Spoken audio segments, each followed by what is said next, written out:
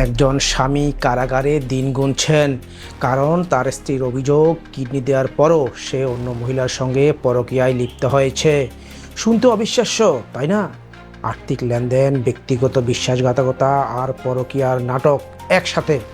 আজকের ভিডিওতে আসল গল্পটাই বলবো, যেটা বাইরে জানেন না অনেকেই। দর্শক, আপনি কেন ভিডিওটার একটু মিস করবেন না, কারণ কিডনি দিতে গিয়ে স্বামীকে কেন দোতলা বাড়ি লিখে দিতে হয়েছিল, টুনির মোবাইল ও টিকটক আসক্তি আর তার প্রেমের কাহিনী, স্বামী কেন জেলে গেলেন এবং কিভাবে অভিযোগ উঠল, শেষ পর্যন্ত জানবেন কে ভিকটিম আর কে ভিলেন।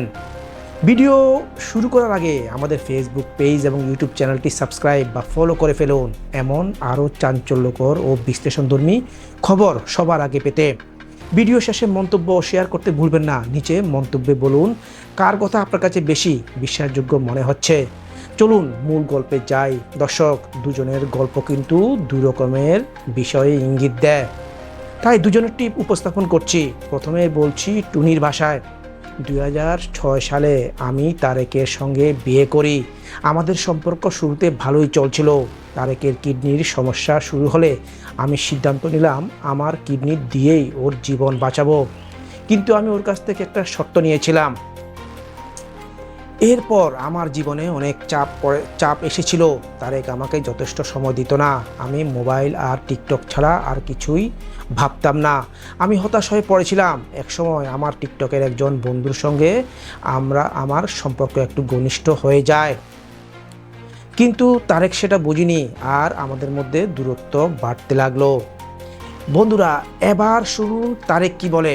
2006 সালে টুনির সঙ্গে বিয়ে করি। প্রথম কয়েক বছর ভালোই চলছিল। 2008 সালে আমার কিডনির সমস্যা শুরু হয়। আমি ব্যবসা করতাম, অর্থ ছিল। কিডনি প্রতিস্থাপনের আগে টুনি বলল, দোতলা বাড়িটা আমার নামে লিখে দিলে আমি কিডনি দেব। আমি রাজি হয়ে বাড়ি লিখে দিয়েছিলাম।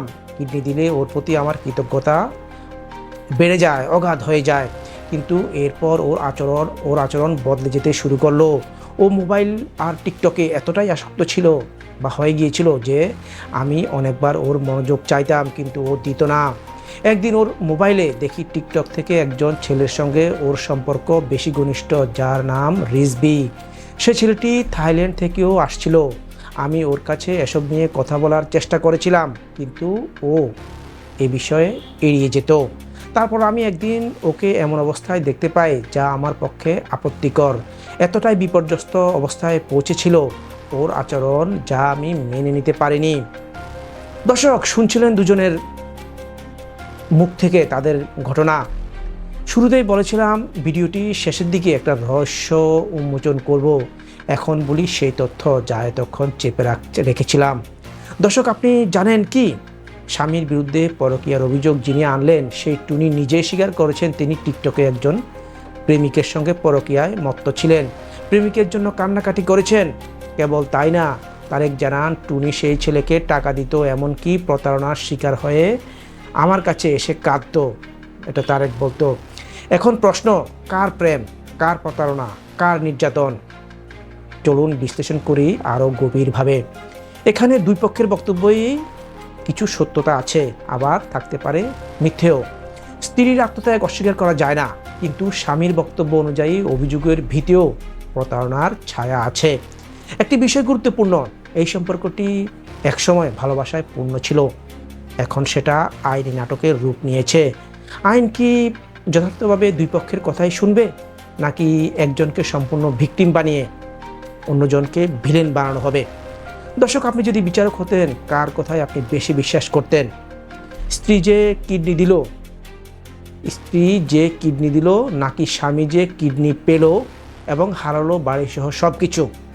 কমেন্টে জানিয়ে দিন আপনার দৃষ্টিভঙ্গি এবং অবশ্যই শেয়ার করুন ভিডিওটি, কারণ এই সত্য গোপন থাকলে এমন নাটক আরও হবে এই সমাজে। দর্শক, সব গল্পের দুইটা দিক থাকে, একটা আলোয় আর একটা ছায়ায়। আমরা চাইলেই আলোতেই তাকাই, কিন্তু ছায়ার দিকটা না দেখলে গল্পটা অসম্পূর্ণ থেকে যায়। পরের পর্বে আমরা আনবো আরও এক বিস্ফোরক দৃষ্টিভঙ্গি, যেখানে সত্য আর ছলনার মাঝে শুধু একচুল ব্যবধান।